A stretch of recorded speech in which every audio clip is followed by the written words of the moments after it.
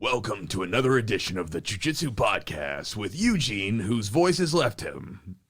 So today, guys, Eugene, his voice left. This is not hilarious. It's so funny because we're in a podcast, which is primarily audio, and the one thing that you can't do right now is talk. This is so funny. So we have Echo Charles from most of you guys, if you've listened to Jocko's podcast or whatever, you know who he is. We had him on back in 2019, which like we were talking, we'll talk about this in a second on the podcast. It doesn't seem like it was that long. I was like, holy crap. We had him on originally for episode 53. And again, I forget that it was that long ago. I mean, one time kind of flies. And then the last 2020 and 21 seemed like this sort of time warp that didn't exist. And then about 5-6 through the podcast, Eugene's voice decided to go completely. And now he has this beautiful frog-like rasp that you guys can hear. Isn't it right, Eugene? Ladies love my voice. That's right. That's right. Yep. So, guys, we'll jump into this podcast with Echo. Hope you guys have fun with it. And again, guys, thanks to our sponsors, Charlotte's Web. If you haven't checked them out before, you can go to charlottesweb.com. Promo code is Jiu-Jitsu20 to save 20% off the order. And again, my encouragement to you guys is with CBD. CBD has a number of different benefits. A lot of it seems to be centered around stress, anxiety, and inflammation in the body, right? So I can say that for me, it seemed to help me reduce my overall level of stress. And again, as someone that trains really hard, that has a full plate of work, I know that maybe some of you guys think that all I do is teach jiu-jitsu and then come here and talk. I wish it was that easy. There's a lot of stuff going on. And again, for all of us, you do a lot of stuff with your body. And if you put a lot on your plate, and if you're kind of a hard-charging type of person, you can put a lot of pressure on yourself to perform and to do things. And I find that for me, it personally helps with my level of stress. And then also with the training that I do. I train a lot. And I teach jiu-jitsu for a living, part of my living. And so again, my body takes some damage from time to time. And the CBD definitely helps with the inflammation from my sport that I practice all the time. And so again, I encourage people to try it out. If you've never used it before, I would grab either a set of the gummies or a set of the tinctures, or the tincture, it's the oil stuff, and try it out and see what you think. I typically take mine usually before bed. It seems to be the magic sort of time for me, about an hour before bed. I know some people like Eugene, you guys you sometimes take yours middle of the day and early parts of the day to kind of chill out, and everybody's different, but I encourage you to try it out and see what kind of benefits and sort of effect it has on you personally, because everybody's bodies is different. Just like we respond to different supplements differently, people respond to CBD differently. But give it a try. And again, you can save 20% off your order when you use the code Jiu-Jitsu20 at checkout at charlottesweb.com. Also, thanks to Epic Roll for helping make the podcast happen. If you see right here, I'm wearing his, if you can't see this, this is the video version, but I'm wearing the Kimura Lock shirt, which is it's my favorite Epic Roll shirt, that and the triangle shirt. I like wearing them around. I've talked about this before. I like wearing them around town when I'm going to the grocery or something, and someone stares at my shirt and they're reading it, and they're like Kimura Lock or triangle lock, and it's talking about choking someone or grabbing someone's arm, and they don't really understand what it even means. It's just kind of fun. It's kind of fun to watch people's eyes, where they focus on. I remember I would do this thing where I had a pair of light pink short shorts. They weren't chubbies, but they weren't far off from chubbies. And I would wear them around. And part of it was just it's just funny to watch people's eyes, sort of where they go. And I mean, it would be straight to the shorts, I don't know why I find that very interesting. I don't know. But that said, whenever I wear the shirts, it's it always kind of goes down and they start reading my shirt. But again, Matt has a ton of really cool stuff over at Epic Roll. Everything from t-shirts and gis and rash guards and shorts. Again, I love his shorts. They're the Velcro-less shorts, the non-Velcro shorts that he makes my favorite. It's pretty much what I'm going to eventually convert all my stuff over to, because I don't want to deal with the Velcro anymore. I love them. And so I've gotten all my guys wearing them too, and they like them. Just talk about how comfortable they are. But again, check out any of his stuff at his website, and you can get 15% off using the promo code Jiu-Jitsu. So you go to epicrollbjj.com. Promo code is Jiu-Jitsu, and it's 15% off at checkout. Also, thanks to our sponsor, Manscaped. Manscaped is the premier men's below-the-belt grooming. most of the stuff centers around your balls if you're a guy and you got some, but you can use it for other stuff. Because for me, like I'm getting ready to go to Florida, and Jess always trims me up. So I went and got a haircut earlier, like last week, and so the barber, like he was trimming my neckline, and so he trimmed part of my neckline, but like on my t-shirt. So I have this like. Jess was laughing hysterically the other day because basically, I've got this like fuzzy back hair, and then I have this little scoop that goes deep into it. And so, she's like, I got to shave you because you look ridiculous. And she's like, I don't want everybody to go down there and laugh at you when you go to the seminar. So she went in and, she trims me up. Now, the thing that she told me about using the trimmers, because this is something that, again, if you're a guy and you're using these trimmers elsewhere, it's going to be even more important, okay? But basically, when I used to have a big set of trimmers, you had to be careful because if you barely hit it, you could nick skin pretty quickly. And these, they have the little skin guard, skin safe technology, whatever. I can take I'll take the guard off, and I can still do it, and it's very difficult. They're well made. Granted, I wouldn't try to cut yourself, right? But it's not easy to like damage yourself with them, at least for me. And, it's a great set of trimmers that I use basically from anywhere that I got to shave from my beard to my balls. I use those trimmers. I think they're terrific. And they're high quality. They're wireless. And they're waterproof. So it's nice. Again, my other ones that I had, they were wired. And so it was really hard sometimes because you'd want to like be able to look in the mirror, but you don't want to be like trimming yourself like over top of like, you know what I mean? Like, does that make sense? It's nice. You can kind of go into your tub and trim yourself, and then you can just scoop up the hair afterwards. I wish I could respond. What's that? you can just not. You can be the what is it, Penn and Teller? You can be like that. You can be my silent partner. But again, if you guys want to check out any of their stuff, I've used their trimmers, I've used their balms, and their scented stuff, their cologne. Everything smells amazing. Everything's high quality. And again, if you're a man that's looking for some grooming products, or if you've got a man in your life that you would like to get like a gift for, like grooming wise, check out manscaped.com. Promo code is Jiu-Jitsu20 for 20% off and free shipping on the order. It's a good deal. And also, if you guys want to support the podcast directly, you can do so by going to our Patreon at patreon.com/the Jiu-Jitsu Podcast. That's THE Jiu-Jitsu Podcast.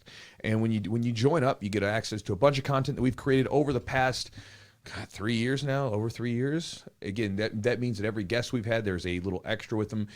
There's videos, there's rolling, and some other training footage in the back in there. And if you guys want access to it, you can get access by going to the Patreon. And then again, obviously it's a membership, so you can join up, and then at any point you can unsubscribe and cancel at any time. But if you'd like some content to entertain yourself with, and you like the podcast, you'll probably enjoy the Patreon. And last but not least, if you'd like to join my Chew Crew email list, you can do so by going to jujitsu.net/join, JOIN. By joining my Chew Crew, you get a daily email sent to you from me, which can go into God knows what I'm going to send. It could be everything from some jiu-jitsu tips and ideas to me messing around and showing you some crazy troll messages that I get on the internet and then having fun with them. Regardless of what it is, you'll also get access for joining to the Chew Crew emails. You'll also get access to 3 free jiu-jitsu ebooks. One is on drilling, one is on building a game plan for your jiu-jitsu game, and one is on studying jiu-jitsu at home and some at-home workouts. So you get all access to all 3 for joining. And again, just like anything else, you can cancel your subscription and your membership to that. Granted, it's free, but you can cancel your subscription to the newsletter at any time. So guys, with that said, let's get to the podcast with Eugene and I and talk to Echo Charles. Ain't that right, Eugene?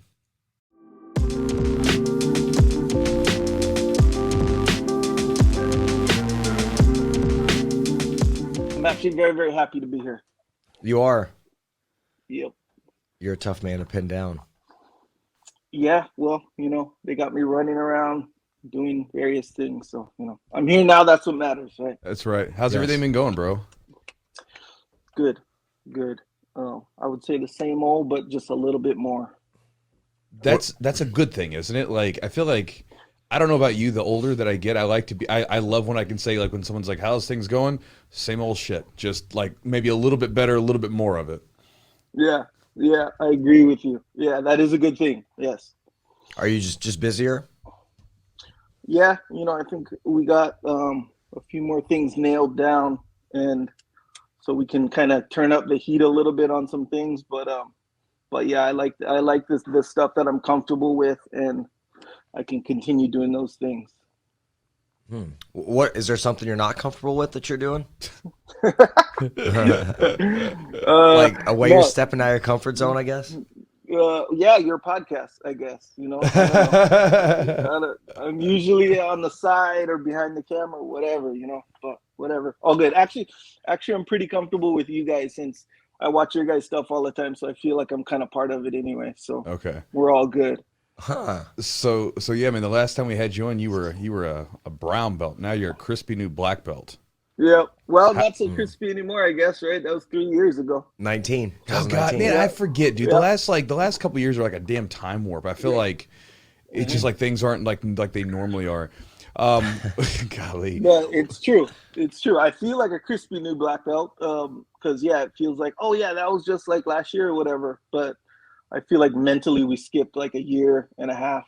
So I feel like last year was 2019, and then or like maybe a year and a half was 2019, and I feel like 2020, 21, it was like just kind of like the same year, kind of condensed together, like because it was just a mess. But you got your black belt. What was that like when you got? How did you get promoted? we were at the camp that we do every year in Maine, the Origin BJJ immersion camp, and what's funny is like I for real thought that I would never get my black belt just because Jocko was there the whole time, and he's the kind where like he'll like mess with you. So like he'll teach you a lesson and it'll take like your whole life kind of a thing. Like he's that extreme. So I just figured, whatever. He'll never give me my black belt. So cool, whatever. I accepted it. And then yeah, I was in that camp. It was a super crowded camp too. And he at the end of there's 2 sessions in the camp. So at the end of the first session, he kind of sits everybody down and gives like this speech a lot of the time. And then you know, he's real good at making speeches, as you probably can tell.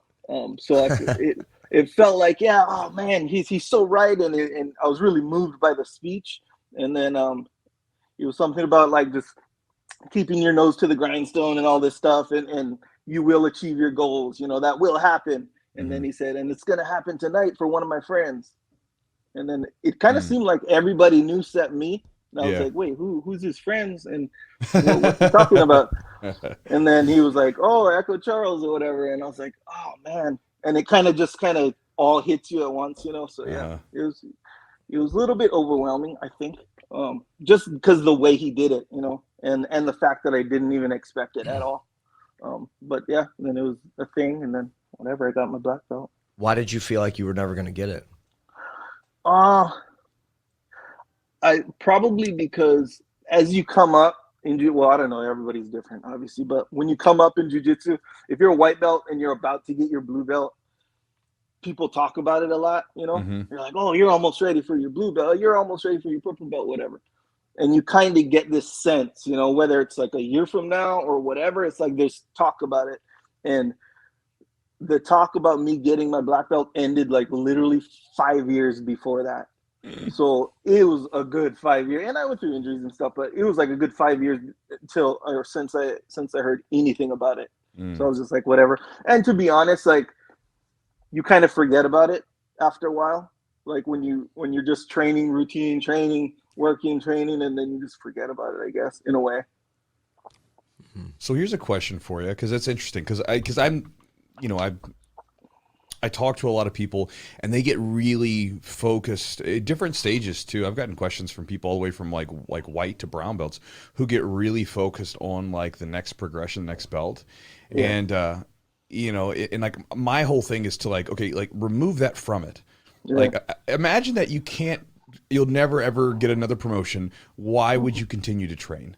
And if you can't give me a reason, then you probably should not stop training, right? But like most people have reasons other than that. What were your reasons for training that had nothing to do with a belt promotion? Because sometimes people, I think, lose sight of that kind of stuff. Yeah. So that's actually part of what I said when, you know, they're like, oh, make a speech or whatever, which I was in no condition to make a speech at that point, but I tried.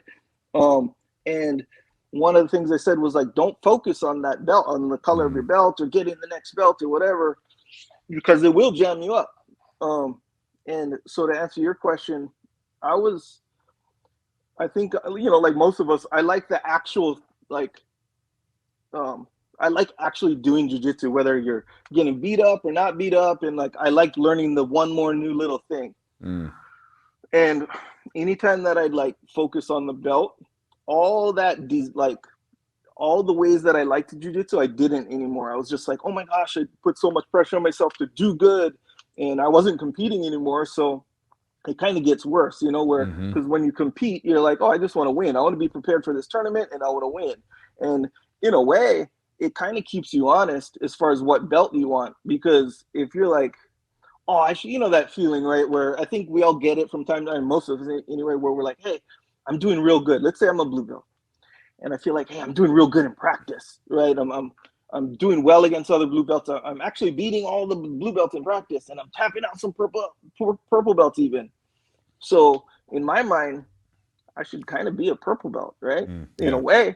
And so I'm always looking, and when am I getting my purple belt, whatever. But if you're competing, you're like, bro, you're always questioning, am I really ready to go to purple belt? Man, I think I'll stick it out in blue belt for a little while till I'm sure, kind of an attitude. So I think that kind of keeps you balanced and honest. But so anyway, when you're not competing, I guess if you can manage to focus on just the art and learning that next new thing and having fun, like with your friends or whatever, because that's a big part of it too, where it's like it can kind of keep you sane in a lot of ways. Where depends on who you are, of course, but sometimes like if you don't go to jiu-jitsu for like a few weeks, you don't even notice it, but you're like less happy, and then you go for that one day and you're like, oh my gosh, life has meaning again, kind of a thing.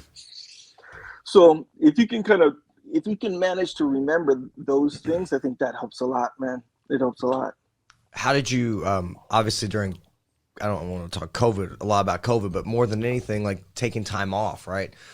We all struggled with taking time off. Like, what was it for you? Kind of, how did you maybe get through it? What were some helpful things for you? Well, if you even took time off. If you did, some people didn't, but like some people did. Like initially I took like a few months off because I was like, well, I don't know anything about this. Like I got to figure it out. Yeah, I did take time. I took the whole year. When they shut down the gyms, I was done. And there were, because let's face it, I was like a lot of people where I was like, bro, I don't know, like if we're all gonna die or what. Like you see everything's just on the news and guys are this and guys. So they're like, hey, shut it down. So I was like, hey, I am down for this shutdown thing. But I have a home gym. Aside from jiu-jitsu, let's face it, there wasn't much that changed with me aside from maybe going to the store and stuff. I couldn't do that as much, but it was kind of, you know, it wasn't that much change, except for jiu-jitsu. So I just focused on the fitness stuff, more work, maybe focus on some new, like learning new things or whatever at home. But I gained some weight, I'll say that. And I did miss jiu-jitsu, but it wasn't that big of a deal, thankfully. You had some other outlets there that kind of kept you going. Oh yeah, big time. And then once I kind of realized, like because there was little secret clubs opening up, and they were like, no, we're not closing at all. And I was like, well, cool, but let me wait and see how that turns out first. And then once like everyone was fine, and to be honest, I got COVID in November of 2020, I think, and I didn't have any symptoms at all. We had like I think it was November 2020. I don't know, it was November one year, whatever. And we had an event that we were supposed to kind of go to, and we all had to get tested. And then Jocko tested positive. So I'm like, oh, full guaranteed, I'm going to test positive too. So sure enough, I test positive, but I don't have any symptoms at all.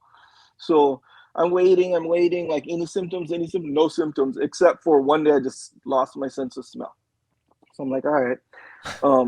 But what that told me was, and I'm not saying for everybody, I'm saying for me, it didn't make me worry about COVID for myself and my family that much more. It actually made me worry about it less. So I'm like, all right, so mental note, time goes on.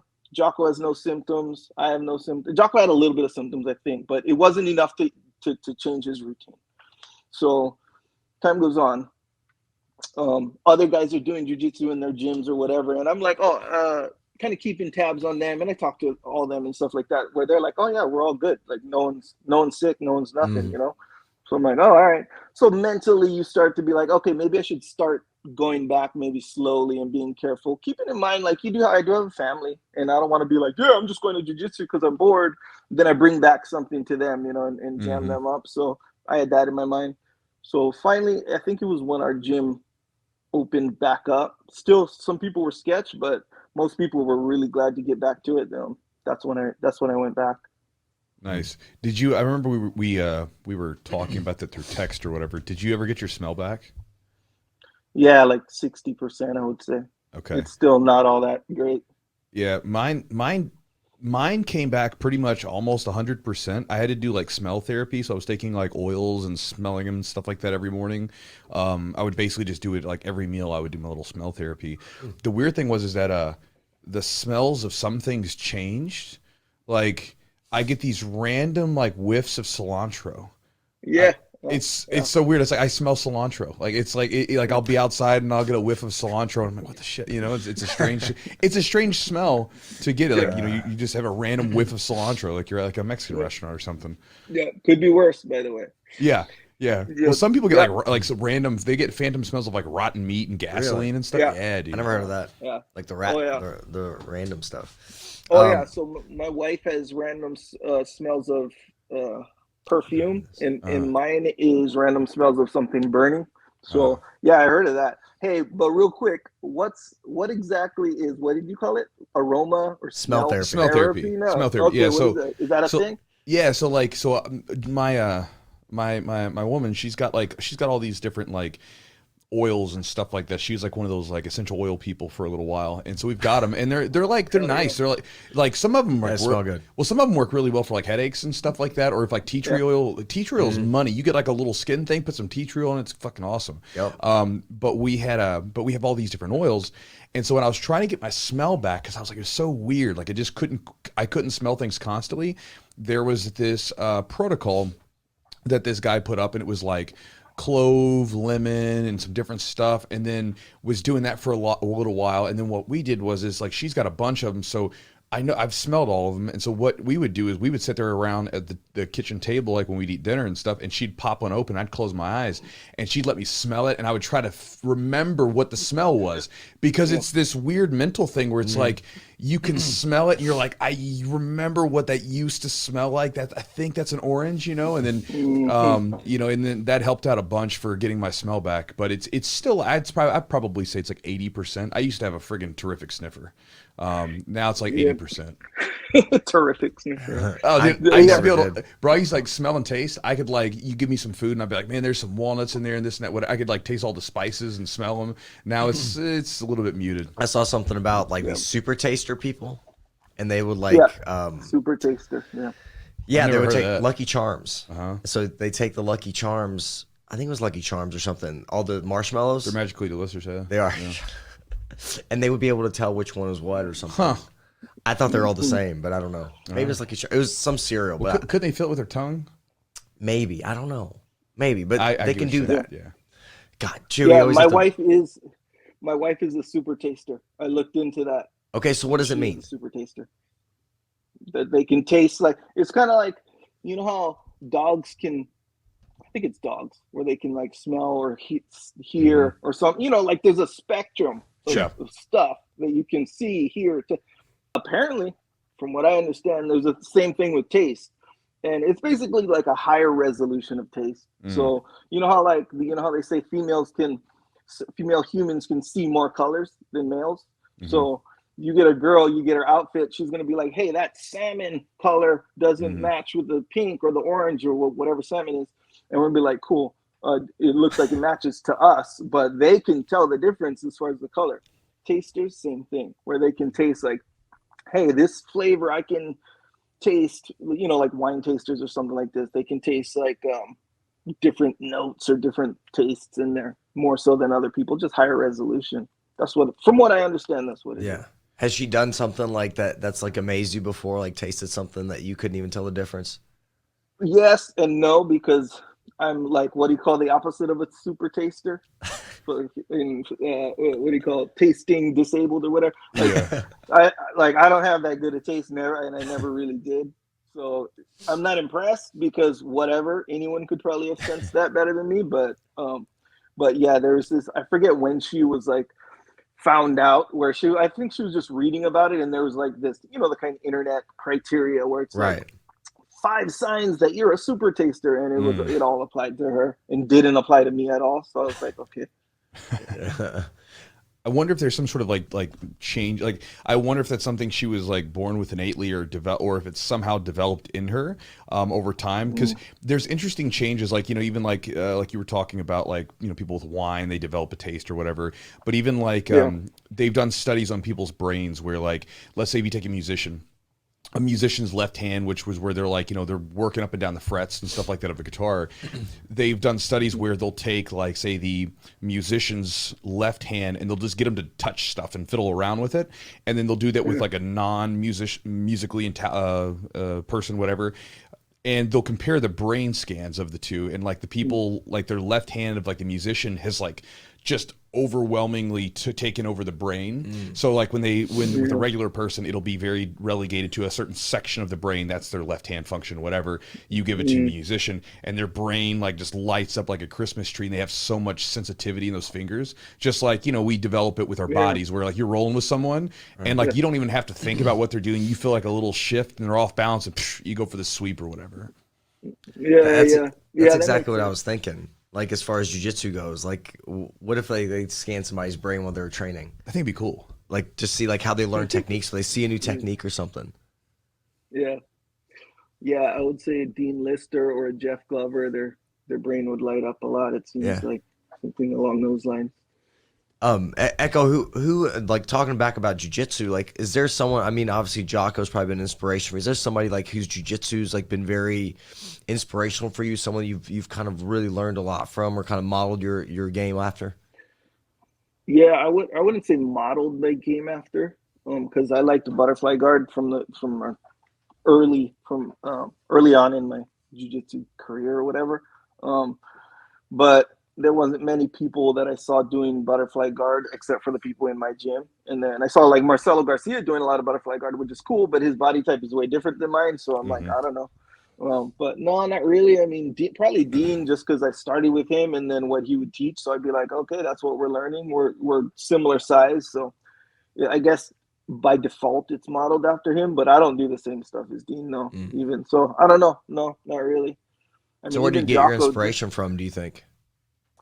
I would say kind of everybody, but I think the real basic people, the people that are like kind of like the old school type people, where they like the position, and then the submission, rather than guys like doing something maybe flashy, which I like watching. I like watching the flashy stuff, but it's weird doing it because it feels like it deviates from the whole reason that I like jiu-jitsu in the first place. As far as doing it, again, watching it and doing it is way different. But so yeah, pretty much anyone who does like basic stuff or stuff that you can apply to like fighting someone, like whether it be an MMA or a real fight or something like that. I like that kind of stuff. Like Roger Gracie was a big one, especially his no-gi, where it's almost like he was fighting someone, and more so than he was like beating them up, he just basically made it so that person couldn't even fight him. And to me, that really was an interesting element, you know. What do you consider like flashy? Like what's something you consider flashy? Well, I mean, real base. I mean, this is a real obvious one, but could start with like the berimbolo kind of inverting techniques. up. Oh yeah, inverting. You know, stepping here, and a lot of the gi stuff. You know, where they're wrapping this around, and then at this time they're grabbing this, and yeah, a lot of rolling. You know, like flipping over and stuff like that. A lot of stuff right now, I don't even know the names of the moves, and they're talking about this. And again, really fun to watch. But to do it feels like we're kind of doing something else a little bit, compared to what I'm used to. Because a lot of guys know how to do that stuff, and it's like some of it, especially if you've never seen it before, you're like, bro, I can't even defend against this kind of stuff because he's like over here and then he's over here, and it's like. So it is really cool, but as far as what I like to do when I go into training and stuff like that, I like to do those basics, the basic stuff. Yeah. Plus, if you're a bigger guy, flipping upside down and inverting, I think it's generally a bad move to go for because, I mean, unless you want your neck and back to be just completely destroyed, like it's different if you're like 120 pounds and you're flipping upside down, and the other guy's 120 pounds, but like when you're like 200 plus and your opponent's 200 plus and that dude comes crashing down on you, it's a bad move. Yeah, and you know, I feel like I'm flexible, but I'm not like flexible in everything. So you can be in a certain situation and be kind of cool because you're kind of flexible in one way, and then you shift this a little bit, and then you're like tapping out from just the position because you're not used to that kind of stuff. So yeah, it gets to be more of a gamble, I would say, when you're bigger and you're doing that kind of stuff. I think also as you've been in jiu-jitsu, we've all been in jiu-jitsu for a little while now. I think you look at longevity too. Some of those positions aren't necessarily conducive to longevity, right? Like if you're inverting a lot, I mean, you can do that as you're younger, maybe even if you've developed your body to be able to do those things. Like Jeff Glover does a lot of, he's really flexible, you know, but how long can you do that for until you start having problems, until you start having issues and you can't quite, then you have to reestablish your whole game. Yeah, and I think, and that's a good point too. You got to reestablish your whole game because I think that's really the point. Because it depends on who you are. Like I feel like, and I don't know, I'm not Jeff's doctor, but if I feel like Jeff Glover could get away with doing that kind of stuff for longer than someone like me, I think. But I would say, just like how you said there at the end, I think it's more about how you approach training, and I think a lot of people kind of know this as they get older, where you kind of, I think, just by nature, you get less competitive with jiu-jitsu and training. And a lot of people, they kind of don't compete as much, if not, you know, stop competing fully. Where if your approach to training is still super competitive and push it to the limits, and I think that has less sustainability than necessarily just the specific element of the flexibility or the dynamic rolling stuff. Because if you get the right training partners and the right training approach, I think you can do that kind of stuff. Where there's like older people that I say older than me that still do train like that, and it's really cool. But you could tell they're being a lot more careful. You know, they're just not experimenting, you know, with a high pace and high intensity doing this stuff. It's a little bit more deliberate, but a little bit more sustainable than, like I said, the element of going hard, competitive, high intensity all the time, like you would when you're younger. Is that kind of like, that was a question I was going to kind of ask you, because you're a guy that's competed before and you've played in sports and stuff like that before. You've had that competitive thing in your life, and then like now it seems like, and again, I could be wrong, but it seems like you're kind of like you're busy with all the work stuff that you're doing. You know, you've got your family, and jiu-jitsu is kind of it's your fun hobby that keeps you in shape. It sort of lets off some steam and everything else. And I think that sometimes that place for people is sometimes difficult because we're in a sport which places this very high emphasis on, say, the competitive element. Like, you know, when we watch competitions and people are getting after it or whatever, and even some of us, where like when we start to get older and we feel that competitive streak leaving us, there's almost like we don't necessarily like it. We're like, I kind of want to do it, but you just realize it's probably not the smartest thing.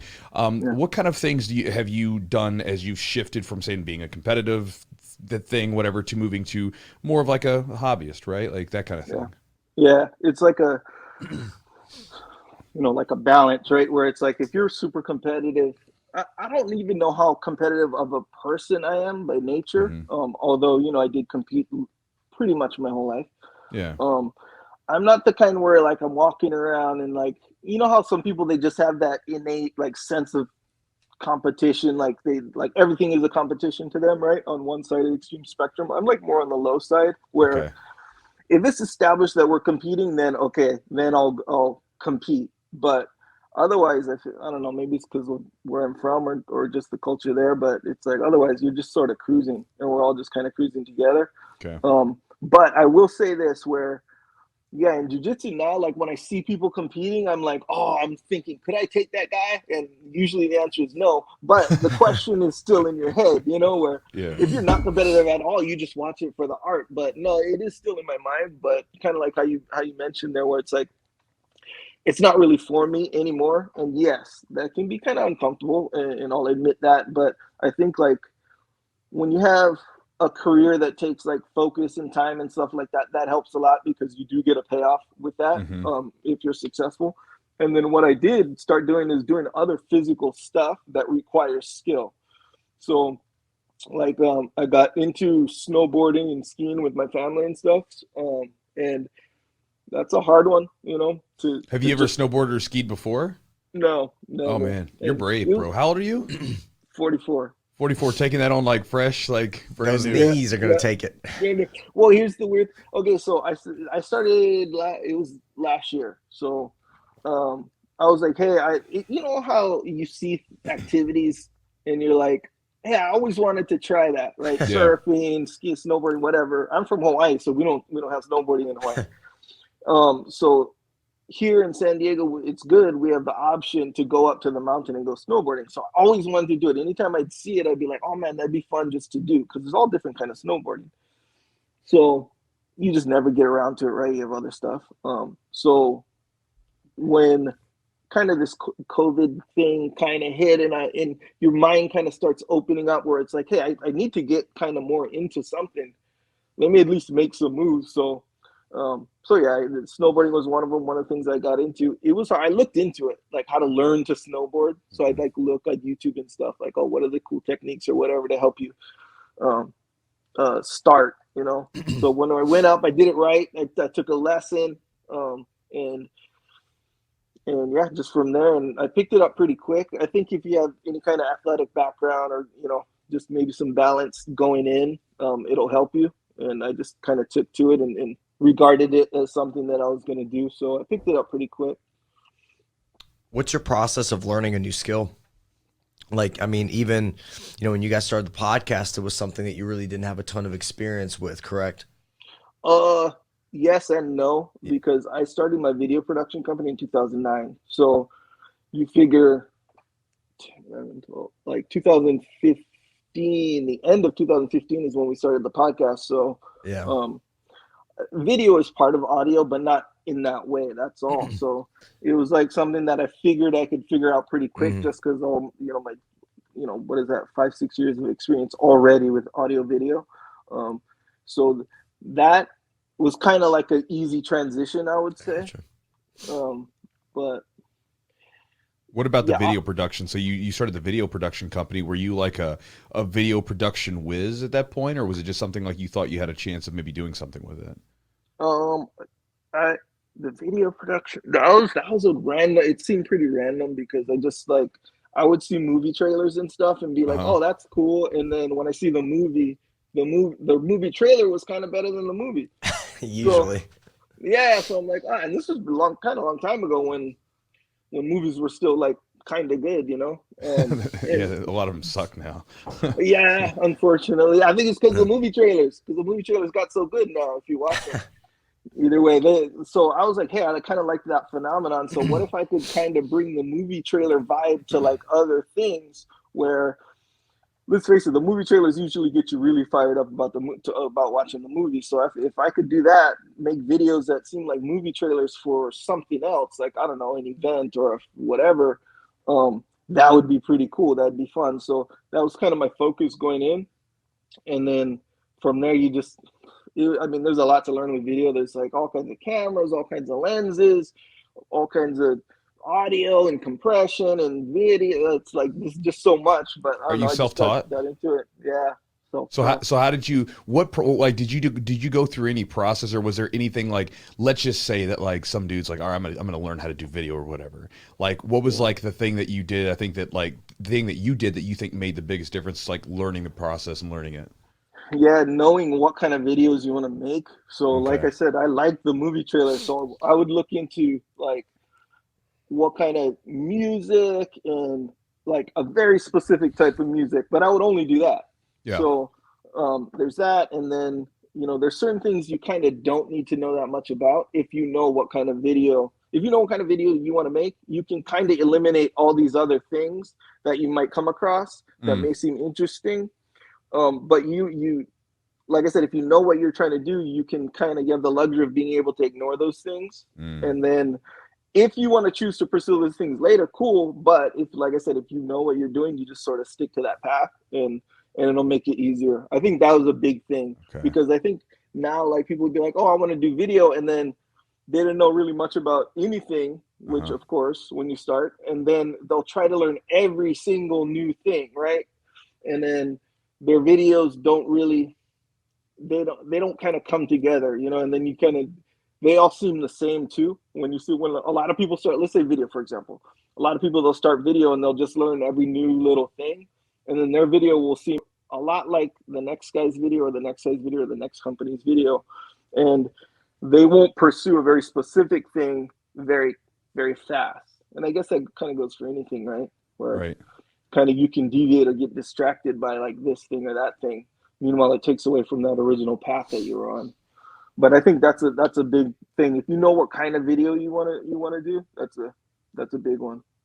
Yeah, I think that's useful for pretty much anything. Like where you're trying, if you have a definite goal or a definite thing that you're shooting for, you can always expand, beyond that. But having something to start with, especially when you're in a situation like, like video production or anything really, that where it just can be so overwhelming to try to learn everything at once.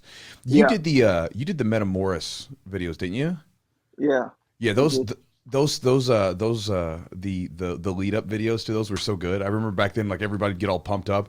And unfortunately, some of the matches were like that, where the trailers were so badass that you'd watch the trailer and everybody's like, oh, getting ready to pumped up, and then you'd have like a 20-minute snoozer where nobody went for anything. But you got nothing. He's got nothing to do with the rule set. Right. Right. No, it's like it was the rule set, but the trailer was better than the match. Yeah. And that was one of those things where, and the way I saw it was, if I can, again, bring like that, man, you remember back in the day, like we're the same. Chewy, how old are you? I'm 37. Okay, 37. We're close. Yeah, you're like maybe. Well, what generation is 37? I'm considered a millennial. Okay, you are. So you're like, I'm 38. You're considered a millennial. Am I? Yeah. Oh. Yeah. Okay. Yeah. So I'm Gen X, Generation X. But you're like the end of Gen X. Maybe I was Gen X. Gen X is like, I think 80. It's like 81 and born in 81 to something is millennial. I think it's before 81 is considered a Gen Xer. Yeah. Okay. So either way, so back when I used to go to the movies, it was such a big deal. You watch the trailer and the movie didn't come out for way later, and you're like, oh fine.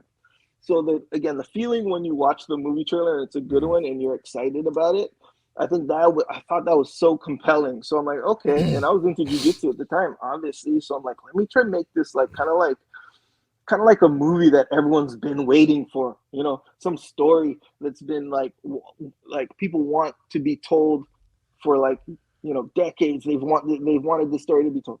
So try to make a video like that kind of compels that feeling, And to me, when I look back at like, you can watch the old ones or whatever, I always feel like, oh man, I kind of overdid it on some of those ones, but I think sometimes it was like, yeah, it kind of did the job. I feel like.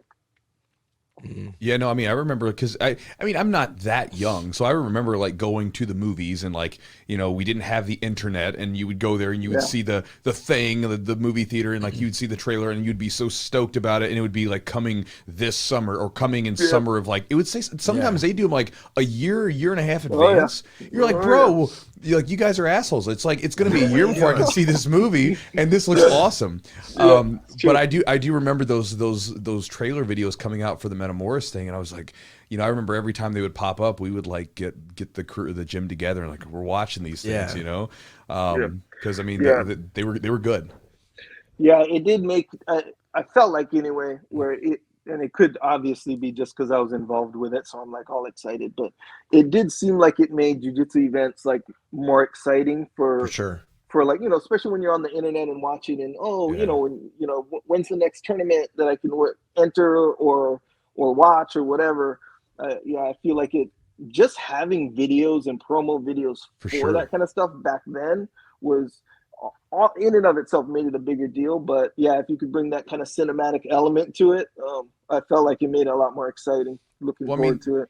That's the UFC. I mean, like, for instance, a lot of the fighters in the UFC, nobody would know who they were if it wasn't for the production side of the UFC that goes out and like creates these videos and these things to build the fight hype before, because these guys they're fighters. They're not like, salesmen and promoters, so they just train and they fight. And then the UFC's guys and women, they come in and they like make these videos and these promos and stuff, and you get to know the people. Like, you know, you guys were doing those videos, you'd have like these little snippets of who the people were, and we kind of build a story of these guys facing off one another, and it instantly makes it a much more attractive and entertaining thing, rather than, hey, we got a fight coming up and it's these two guys. Yeah, you know, then it's like, then it's no better than like a regular tournament where it's like, okay, we got two guys fighting, and if you know them, maybe you care, but otherwise you probably don't know who they are and you don't care. Right. Yeah. Yeah. That is very true. You went, Chewy, you were at the ADCC trials, right? And like the West Coast trials, and it was more of an event. I mean, they had like music. If you were like, there, and they did build it up. Like, I mean, they would kind of talk about like, but imagine like, they built it up a little bit, but imagine like leading up to it or something. Like, imagine going to the ADCC championships, imagine the ADCC championships, and you know, they had like video promos of each fighter, like letting you know who this guy is and why you should like him and what he's going to do. I mean, that would just make it so much more entertaining. For sure. You know, and I'm sure they'll probably have something like that if Gordon Ryan and Goval fight. They'll probably have some thing to kind of build the hype. Well, they already have, like just the videos. I know they've been doing the trash talking, but I mean an actual video for it or something. Yeah, it's true. Well, what was so when you were younger and you saw maybe something for a movie, was there one like promo that you saw that was like, oh my God, this is amazing? And maybe one, what about a movie that like the promo lived up to the hype of the movie? Or the movie lived up to the hype, and one that maybe didn't. Yeah. So when I was young, it was a lot of times it was the movie poster as well. So nice. I would actually do, and that was one of the things that I got into as well, is doing, like basically it's promo graphics, right? And even actually Metamorphosis is part of this too, where if you look at the poster or the promo graphic, it looks like a movie poster. It does. So that was like a big one too, where you'd go to the movies, right? And then you'd see the posters for the upcoming movies for like the next year or whatever. And that would kind of do the same thing. It would have the same effect. So I remember Superman 2, I was super young. And, you know, he had his, you know, I remember watching that and being like, oh man, I can't wait for Superman 2, because I obviously already saw Superman 1.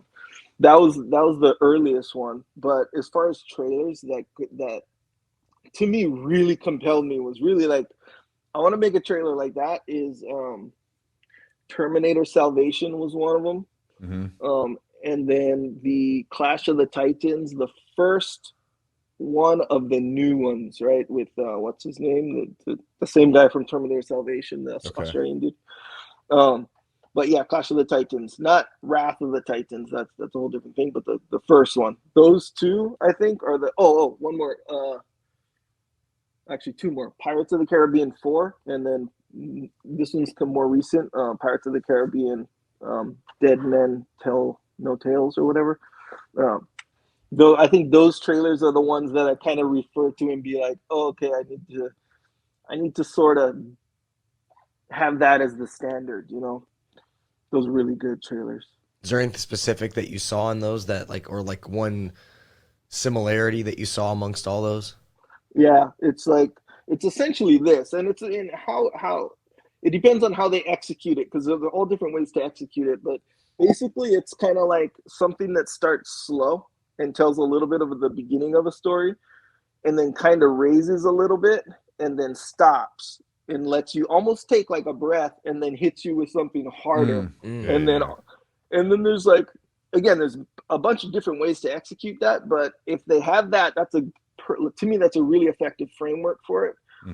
And then it depends on how they execute, you know, like the music, like what music they use. That's a huge one. How they use, because certain movies have their theme music, their actual music. So if you look on Pirates of the Caribbean, I don't want to go too deep into it because it's kind of nerdy stuff, but it's fun. Pirates of the Caribbean, the Dead Men Tell No Tales, it'll start with some music that you don't really know that's the Pirates of the Caribbean music, and because they do almost like a remix for it. And then towards the end, when it starts to build, you start to realize, oh, that's the Pirates of the Caribbean theme song, but just redone in this really massive way. And then they kind of hit you with it.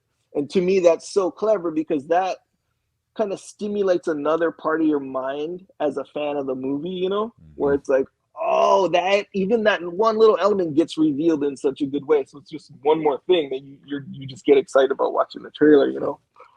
That's interesting. Was Terminator Salvation, was that a good movie? I've never seen it. It was good. It wasn't great. I mean, let's face it, Terminator 1 and 2. They were great. Those are Hard awesome. to compare. Yeah. So was the trailer better than the movie?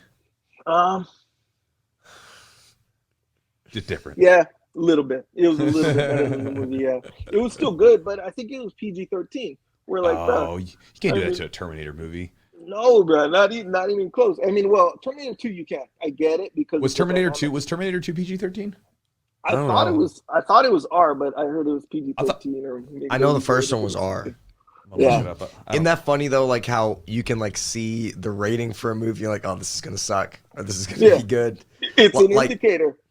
Like Deadpool, right? If you ever seen Deadpool, I'm like, oh, it's rated R, it's gonna be good, right? And then some of the stuff you're just like, it should be R. Like, what's the new Batman movie? Have you seen that? I didn't see it yet. But I haven't seen it. I don't know what it's rated. I thought it's rated R. Terminator 2 was R, yeah. So it was R. It was R, yeah. That's good. Yeah, which is awesome. good. It seems like if it's like like Terminator 1, probably one of the best movies ever. This is just my opinion. Obviously, I'm not a movie critic. Like it's been Terminator 2, one of them too. And then they totally basically offended everybody with Terminator 3, and it was kind of a betrayal. Let's face it. Terminator 3 was a betrayal. And then Terminator 4 was kind of like a good try at a comeback. That's what I think. Terminator Salvation. It was good. But it could have been like if it was rated R, they need to go hard on some, a lot harder on some elements, and make it a little bit more extreme. But it was good. It was a good, cool little story and stuff.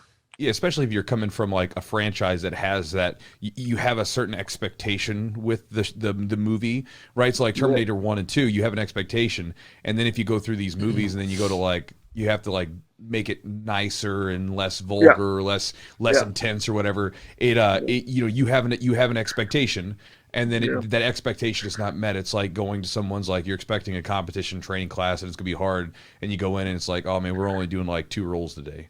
Yeah. Come on, man. I think Terminator 1 was one of the scariest movies for me. Oh, yeah. Terminator 1 was one of the scariest movies for me to watch it because it's like this unstoppable thing. And it's like, I remember he's like at the, you're like at the safest place where you can think of, right? The police department. And he's just in there just blowing everybody up, just walking through, going from room to room. And nothing can stop this guy. It was terrifying. I was like, and they didn't hold back on the graphic, like the blood and the guts and stuff. They didn't hold back on that kind of stuff. So that's what makes it even okay, a robot coming back, from the future in time. It's cool, that's scary and that's awesome. But it's not really scary. But once you see really what that really looks like, as far as all the blood and guts, and it's taking out his eyeball and doing all this stuff, and they show it, oh man, it gets scary. So where he's looking in the mirror, and there's half his face. And I was like, oh, shit. Dude, this awesome. And that's what was that movie in the early 90s came out? No, Terminator 1 was 80s. Or was it 80 something? Yeah. 80s. Yeah. Early 80s. That's incredible for that time, right? For you can appreciate even, just the CGI and just kind of just how far that's come just back then for it to even be well, I don't think they had CGI back then. They had stop motion, when the robot was going, and it was it's you watch it now and it's so ridiculous. Back then it was okay. It's still pretty good though. And then Terminator 2 had the sort of the computer stuff where they had the dude hooked up to all the little prods so they could make him liquid metal and stuff. Oh, it was so cool. Yeah, that was CGI in Terminator 2, but Terminator 1 was animatronics and what do you call the puppets and stuff that, and then a little bit of stop motion. That part was but hey, cool. Stop for the motion, time, bro. Cool. Oh yeah, it still holds up now. I think it still holds up now. Well, I think the story. You look at how the story and the acting. It's kind of if you want to go to another genre like Star Wars, right? The first Star Wars movies. Obviously the special effects aren't great, but the storyline is so good. Oh yeah. I think it makes it so much. It just makes it still holds up. Yeah, to me. It's true. Yeah.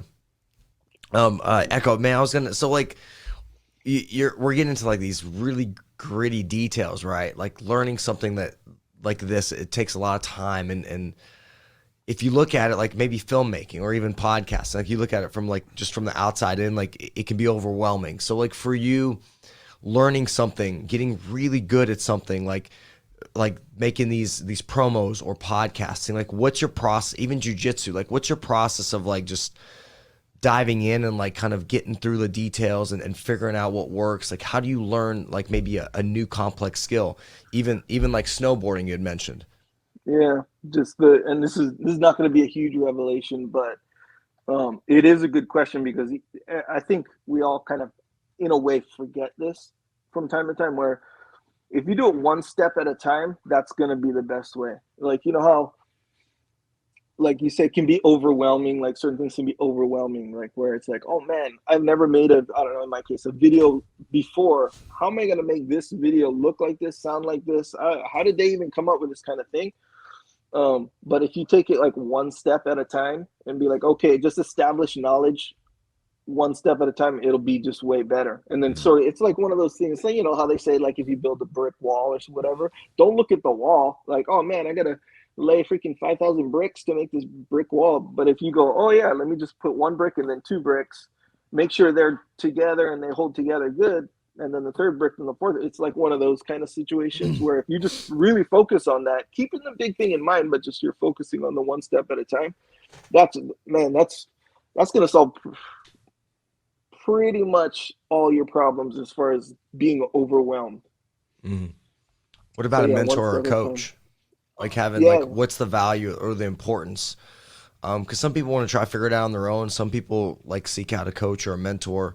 I mean, certain things it has to be there, but you know, for some things that if the research or the information's out there, you can kind of find it in some ways. So like what's your view on that? Like having a coach or a mentor? Yeah, I think pretty much across the board, having a coach or a mentor is better than not having a coach or a mentor. But the value, I think, is going to depend on what you're doing. So like obviously jiu-jitsu, like you got to have a coach. You can't just like look at a move and be like, cool, let me practice that move. I mean, comparatively speaking, if you have a coach, it's like it's night and day because there's so much of jiu-jitsu that like you have to do, and then you have to do it incorrectly and then get corrected by someone who knows how to correct it. Otherwise, like there's so many things you can't see in like a move, or a lot of times it's not even really the move. It's like all the things surrounding the move, which you can't even see. So someone kind of has to guide you through that kind of stuff. And then not to mention when you make the 1 million mistakes you make, they got to be in there or they got to be there to help correct them because you literally can't correct them because you don't even know that's a mistake, you know, kind of a thing.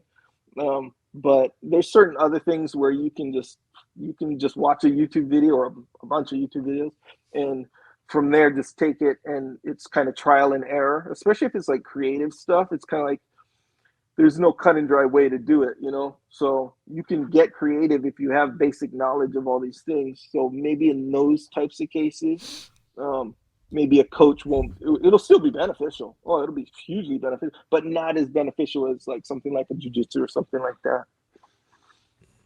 So here's one that's kind of like off that topic, and this is just for my own curiosity. So you're a jacked 44-year-old. So what kind of lifting do you do these days? I like it. You're like looking around like, am I? Yes. Am I a jacked 44-year-old? No, yes, I am completely. No, that's I'm just curious because because I mean, you probably started lifting like back in the day, like a straight, like crazy meathead and young guy, probably like going crazy in the weights. And then, you know, as you shift and change, you have to adjust things. And I was curious, like, what's your like lifting routine kind of looking like these days? Yeah, it's actually the same as it always was. So when I started lifting, I think I was like 15 or I don't know, 14, 15 years old, whatever. And it was, we got guided by my friend's dad, who was a coach. And he put us on this basic thing, 5 sets, you know, the 5x5 kind of thing. And that was just to get your muscles into like ready and into and used to lifting weights. And it was good. But once I kind of got the form down and knew what I was doing as far as actually going through those motions, I was kind of looking to get bigger muscles, like for like kind of, I guess for lack of a better term, like a bodybuilding scenario. I didn't want to be a bodybuilder, nothing like that. But yeah, exactly right. You want bigger muscle. I'm freaking 16 years old, and I was more of on the skinnier side as a kid. I mean, I wasn't like a skinny kid or nothing like that, but I was on the thinner side, and I wanted bigger muscles. So I wound up stumbling upon this program. The program's called Serious Growth, Big Beyond Belief. by a guy named Leo Costa. And we follow each other now on Instagram. Leo Costa, he's old school now, but I got his program, and there were all these claims. You know how they have the testimonials and stuff? So there was all these claims about it, saying like, oh yeah, it took me like 5 weeks and 6 weeks to gain like all these numbers. And I was like, it kind of sounded too good to be true, to be honest with you. But hey, you know, you're a teenager. We went for it, me and my brother. We got the program, and it was a book, a big ass book. And, you know, there were some notes that came with it, and we read the whole thing. And I was like, this kind of makes sense, but it's not that realistic to do it if you have a life, you know. This is like for someone who might want to be a professional bodybuilder, or like maybe even a power lifter or competitor or something. But we're like, yeah, fuck it, let's try to do it, you know. And so we did it. I was maybe a junior in high school. And keep in mind, we played football and other sports too, so there was a lot of things competing, because if you're trying to get big muscles and then you're trying to train for football or track or something like that, they're two different things. They compete with each other. You can't they're literally compete with each other. So in the off season, we tried to put on weight, good weight, and we ended up doing it, and it worked so good where there was no reason for me to even pursue other methods of training for building muscle and strength. So and then I played football through high school and then through college, so that would get in the way. But anytime I had free time and energy to put on muscle, I'd only use that method of training. So, and the thing is, here's the thing: it's hard. It's hard. But when that's the only standard for lifting weights, you kind of get used to it. So now that, especially that, I do jiu-jitsu still, so it's still there. That's another competing thing. But when I do lift, it's essentially following that method, and it's made for strength and size. So if you eat right and rest enough, it works. What's a typical lifting day? What does that look like? Let's say yesterday, and it's modified a little bit because, you know, time and stuff like that. But so yesterday, for example, I did 4 sets of flat bench with dumbbells, 3 sets of incline dumbbells, 4 sets of rows, and then 3 sets of pull-ups, and then 4 sets of tricep extension. Okay. And then I do some conditioning afterwards, which kind of isn't part of the program. But here's kind of the thing though with that. It seems super basic, and actually sometimes people will look at it on paper and be like, oh, that's not even that much. That's not that much volume. You know, 7 sets of one body part is not that much because it's kind of lifting. But if you truly go to failure or near failure, and then you got to monitor the rest in between. So if you have a minute 10, minute 20 rest in between when you're going to failure for sets of 12, you're like, cool. First set, super hard. Second set with a minute rest, bro. You gotta lower the weight. When you do 4 of those in a row, you're like, okay. And then you got to do another 3 with a different exercise. So when you're done with that, you're like, okay, it's hard. You really got to get up for the workout, and then you got the next body part, and then you got the next body part. So if you can maintain that, and then like I said, rest good and eat good, it'll be really effective. You do have to be careful on the lower rep days though, because as you get older and more fragile, you can jam yourself up a little bit. For sure. Just breaks your body down. Yeah, it's essentially for lack of a better term, it's more of a bodybuilding routine, but I modified it so it fits in jiu-jitsu a little bit better. It's not ideal for jiu-jitsu at all, but if you want to maintain your muscle mass, because especially now that I read more about health and longevity and stuff, right. Cardiovascular, and then with muscle mass and strength, it'll keep you way more healthy than most things I think people are pursuing. And me as an anecdote, in my experience, even getting older, my health is solid. Even when I caught COVID 2 times, and literally both times I had no symptoms at all. Even if my kids get sick and stuff like that, my wife will get sick with their sickness. I won't get sick at all. I haven't been sick in I don't even know how long. Probably over 10 years. Any kind of sickness. Yeah, I agree with the bodybuilding stuff. Like I had never really tried bodybuilding stuff until the last 2 years. And I hired a guy to like put a program together for me. It was more of a bodybuilding style workout. I was just like, at the time, wasn't really training as hard. I was like, all right, I'm gonna do some bodybuilding stuff and maybe do more aesthetics type stuff. And I actually felt better from it overall in my body. Like, yeah, it's not pure performance. I'm not doing all this jiu-jitsu specific stuff, but overall I'm working at all these different body parts around my body, and like I feel healthier. I feel less injury prone, and it also it made certain muscles pop out a little bit more, and I like that. So yeah, I think it can be motivating too, right? To do that. Yeah, and that's part of it for sure. And as a male human being, as a full-grown, insecure heterosexual male, I feel like that is part of the gig, right? Where if your shoulders and traps are like bigger and stronger, that's gonna make you kind of feel better no matter what you do. Sure.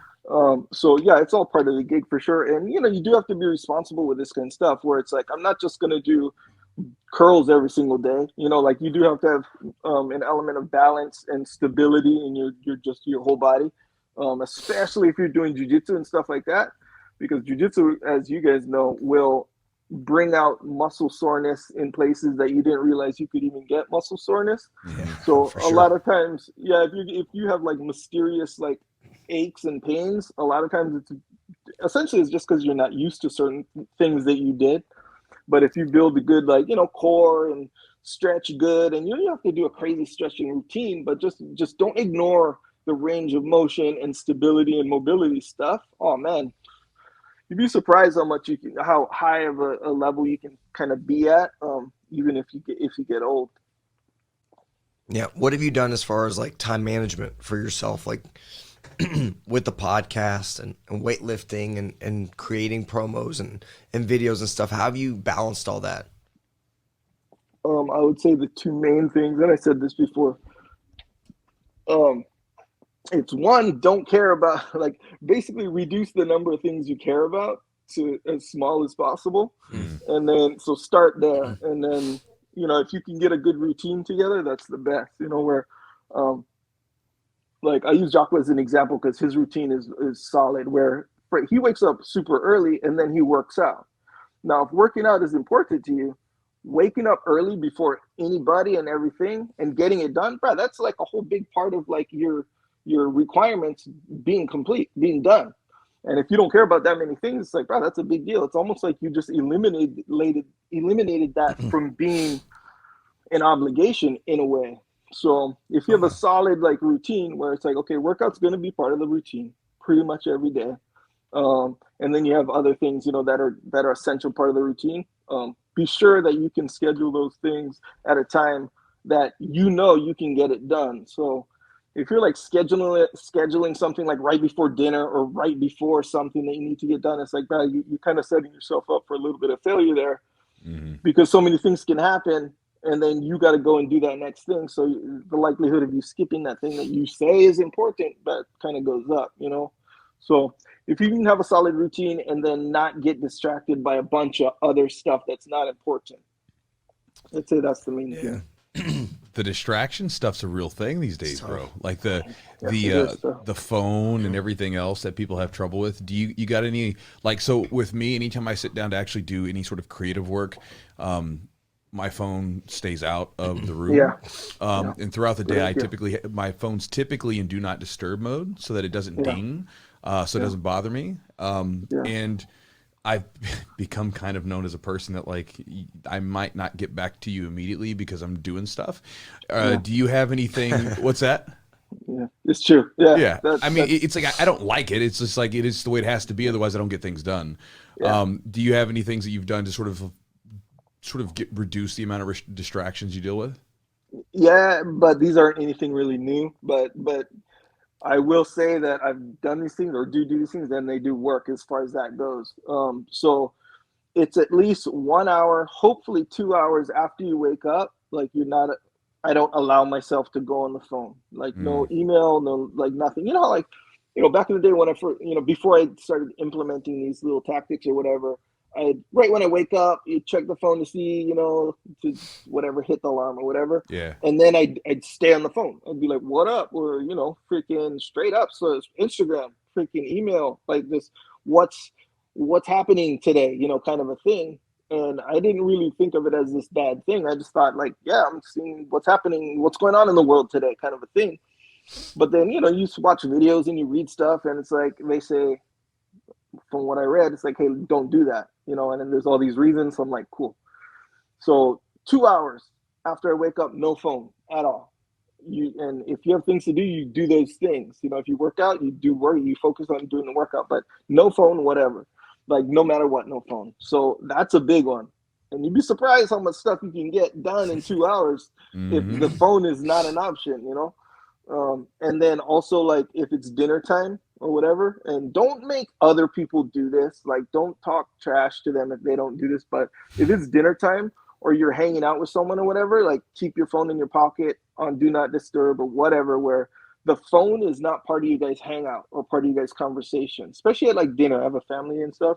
Yeah. So, you know, a lot back before this, my phone would be straight up on the dinner table, like flagrantly on the dinner table. So the phone is kind of part of our dinner. It's like looking back on it, it's like, man, it's night and day, where if the phone is not part of it, man, you'd be surprised how much like you can interact and find out about your kids and, you know, kind of connect with people, and you can really feel it, you know? So that's a big one.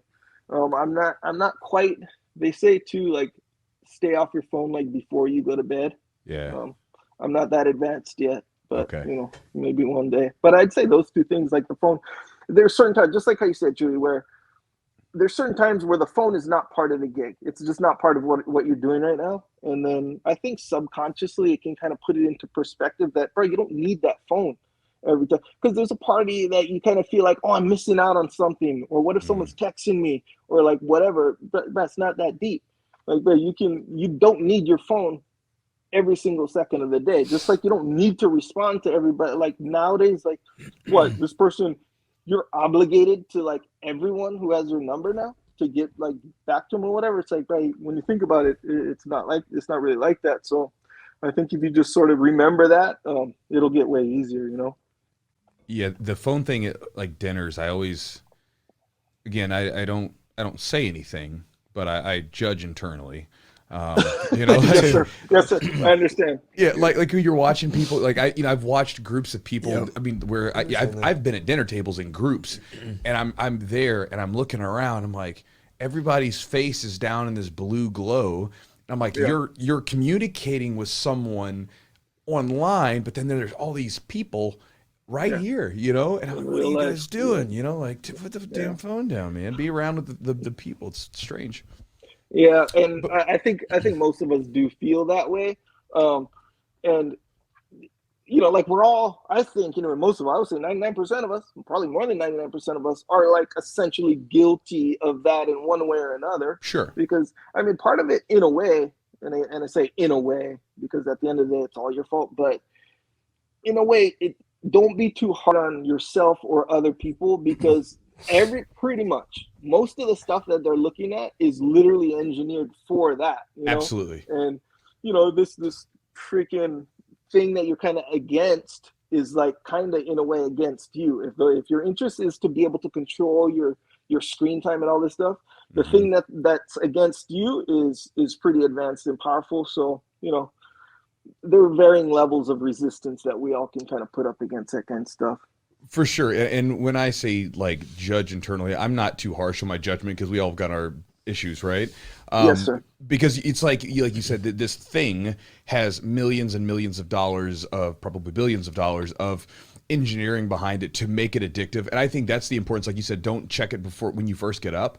Yeah. Because do the same thing. So you don't check it when you first get up, because if you do it, like it short circuits your brain, because instantly you're just like, you're on that, I guess they call it like a dopamine hit, where you're like getting the hit with the dopamine, you're seeing stuff, and then you kind of want more of it, opposed to if you get up and you go do some stuff, and then you come around to it when you're ready and say, oh, let me check it out and see what's going on.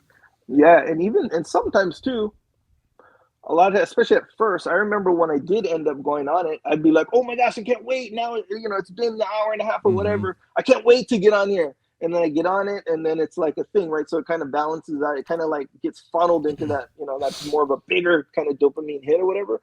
Yeah. But after a while, it starts to become super repetitive, So, and I think a lot of the time too, like you're maybe on a physiological level, maybe it feels like anyway, where your brain kind of gets used to not needing it. So when you do get it, you're like, whatever kind of thing, like cool, good. But the benefits of not needing it and not like being a slave to it or whatever, like kind of start to show themselves, so they start to outweigh the benefits of actually looking at it. And that's how it feels. So like now it's going to be way easier. Like it's way easier to not want to look at my phone in the morning. It's just sort of the routine. And in a way, if I think about it, it's like you kind of look forward to getting a bunch of shit done in that first 2 hours, Yeah, I think that like that's the thing, right? If you can, what's the idea? What do you say? Like it's like when I think of like say discipline, sometimes to me it's like not even necessarily being a taskmaster, but like doing the thing, like doing whatever it is that you truly want to do. Like for instance, if you get up and you check your phone and you waste like 30-40 minutes doing that, right? Or if you immediately get up and you go do something that you actually want to do, like work out, eat a good breakfast to then go work out, or get some work done or whatever it might be. That stuff, like all like the working out or getting some work done, whatever it is that you're doing, that stuff's so fulfilling. And when you're done with it, especially if you knock it out really early, you feel so satisfied from that. Whereas, and then when you have that comparison of that feeling versus the feeling of just kind of scrolling for a little bit and then realizing you wasted an hour and you haven't done anything, I think it's easier to stay on the track, because then you're like, okay, you have the contrast of the two. You can say, okay, I'm getting ready to swipe my phone. I know what this is going to lead to versus, man, I could go get a workout in and I'm going to feel great for the rest of the day if I go hit the weights really quickly. So I'm going to go do that thing. Yeah. It's like you're focusing on the payoff, Yeah, so exactly. like there's no it's easier to focus on like an isolated payoff for something good that you did versus like something bad, because when you're doing the bad thing, that's when the payoff is, and then it's sort of done, and then not to mention you have a price, you pay the price later. And like anything, when the bill comes, it's like, man, I don't need what I'm about to pay for. I don't feel like I need anymore. Like, I don't know, let's say you go to eat dinner, right? And freaking this funny old school Seinfeld joke, because he talks about something like this, where when you go to eat dinner, you're all hungry, you're looking forward to the great time you're going to have with your friends, and you're ordering drinks, and what is it? You're all hungry. You see the steak with this sauce. Oh man, of course. How much is this? Oh, okay, cool. But all you see is the steak, right? And your body, you want the steak. You're hungry. Fast forward right before the bill comes, you're all full. You're like, the thought of eating more steak is like, you don't want that. And then here comes the bill for something that you don't even want anymore, to be honest. So it's like, oh man, it's kind of the same thing where you scroll and you're like, oh yeah, hell yeah, scroll, freaking notification, oh yeah, that funny video, whatever. And then kind of when you're done, it's like the bill comes and it's like, bro, half of my day is gone. I didn't get any of the stuff done. So now I got to start, like the bill is kind of steep for something that I'm kind of over by now. And then, but that can easily be kind of counted, or you can see that more clearly when you focus on doing the good things, and then you focus on the payoff of those good things. So now your brain kind of expects the payoff of the good things, so you kind of pursue that a little bit more, and then it puts into perspective the time you're going to waste, or the like I said, the big bill that you're going to get for something that you might do on your phone or whatever. So yeah, I think you're right. I think you do recognize that a lot more. So, man, you got anything coming up or anything going on in the near future? I'm sure you're busy and stuff with everything behind the scenes, but yeah, work wise, which is actually does apply to everybody. We have, the leadership conferences that we do 3 a year, most of the time. We have one in Colorado in June. Nice. Those are pretty cool. It's Jocko and his team of leadership consultants, and we hold like a 2-day conference all day, and we have some light PT in the morning. I'm there more just filming and like talking to people. I don't necessarily participate in the conference or talk or nothing, but they talk about leadership and problems you might have, whether it be at work or just in like everyday life or whatever. It's 2 days, so you have light PT in the morning, conference all day, and then like a hangout sesh in the afternoon. And then the second day is the same thing, light PT in the morning, conference. And then after the conference on the second day, we do an intro to Jiu-Jitsu where we show people, most of the people don't know Jiu-Jitsu at all. So Nice. it's all just beginners. This is Jiu-Jitsu, this is mount, this is why it's effective, maybe some philosophy. And it's, to be honest, it's more of an unwinding kind of, a lot of socializing and, taking pictures and talking and hanging out. A lot of talk is not even about Jiu-Jitsu, but there's some Jiu-Jitsu in there. And, and that's the conference, it's really fun. A lot of people come. We have a lot of people who come back to it. And so that's real fun. We got one in Colorado in June and then in Atlanta in October. And then obviously the Jiu-Jitsu immersion camp at the end of August in Maine, in the mountains of Maine. That one's a good fun. That is really good fun. Yeah, I'm going to see if I can make that one this year. Bro, that would be so good if you came. Like, there's always some cool guest instructors there. And me and Jocko will go now, and Dean will be there, and, some other really cool guys. Pete, he's kind of the organizer, but he's the founder of Origin USA. That's the, the apparel company, and we do supplements as well. But he organizes it, and it's become something really cool where we go to this camp around this Camp Echo Lake up in, I want to say, it's not in Farmington. It's up in the mountains in Maine. And it's like a jiu-jitsu vacation where everyone there's jiu-jitsu 3 times a day, but you don't have to train if you don't want to. Or you can train hardcore all 3 times every single day if you want. It's like totally up to you. They're like white belts, people who've never done jiu-jitsu before, all the way up to like world champion black belts. And it's like totally whatever it's like just a vacation and hangout with a bunch of jiu-jitsu inside. And it's cool because there's like cabins and there's a cool lake. You can swim in the lake and stuff like that. It's really good fun. But yeah, that goes on at the end of August. That I'll be a part of as well. Nice, dude. Well, bro, thanks for being on with us again, and it was nice chatting with you again on the podcast. Again, it surprised me. It's 3 years later almost. It's like 2.5. Nuts. Yeah. Yep. Crazy. No, but Eugene and Chewy, thank you guys so much. This is like my favorite by far Jiu-Jitsu podcast. I like Keaton Cornelius' one too, but he hasn't done it in a while. But this is like one of the main ones that I listen to for Jiu-Jitsu stuff, and I don't go on podcasts that much, but I'm glad and very happy to be on this one because you guys are freaking awesome. Awesome, dude. Appreciate you, bro, and thanks for coming on. Right on, bro. Thank you. All right, guys. So hope you enjoyed that podcast with Echo. We had a good one there, didn't we, Eugene? Yes, we did. Eugene can only whisper. Call you Mr. Whispers. Oh, change your name. Sorry, guys. I lost my voice. Like at the end of the podcast. Sorry. It's funny. It's not. I mean, it's better. It reminds me of. Did you ever see that episode of SNL where they had the Celebrity Jeopardy, and what was it? It was like who's the Ozzy Osbourne? Like he could only they could only understand him if he sung, but like when he tried to speak normally, it was just like just spit random stuff. You're like that, except for we can only understand you if you whisper. Thank you, Chewy. No problem, buddy. I like to have fun. I'm trying to make light of the situation. Okay. I'm trying to make light of this. I'm trying to help you. So guys, you can send Eugene like a get well card or maybe I don't need it. I'm fine. Like send him a message. He wants Please to be. don't. He send him a message. Send him. He's really distraught right now. Please send him a message and. He's so mad at me. Guys, stop it. Stop, you dick. Oh man, guys, hope you enjoyed the podcast today. Guys, as always, if you want to check out our sponsors, you can do so by going to charlottesweb.com. Promo code is Jiu-Jitsu20 to save 20% off the order. And again, my encouragement to you with that product, with CBD, again, because it has a lot of really cool benefits. But again, everybody responds to stuff differently, is try it out for a month. Go get yourself a tincture, get yourself a package of gummies, try them out, see what you think.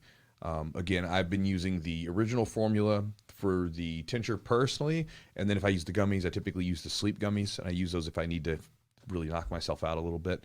But again, try out any of those products and then see how you respond. Try it out for a month and see how the supplement takes to you. And again, see if you have the same effects that I've had, that Eugene's had, and a lot of people have. Also, thanks to Matt at Epic Roll for supporting the podcast. If you are in the market for some new jiu-jitsu gear or apparel like t-shirts, rash guards, shorts, gis, whatever. Check out Matt's stuff. He's got high quality stuff with good prices. And again, it's a jiu-jitsu practitioner, jiu-jitsu black belt who makes stuff for other jiu-jitsu people, and the designs are really cool. So you can go to epicrollbjj.com, promo code is jiu-jitsu for 15% off. Also, guys, if you are looking for a new set of trimmers, you may not be, but they're really good trimmers.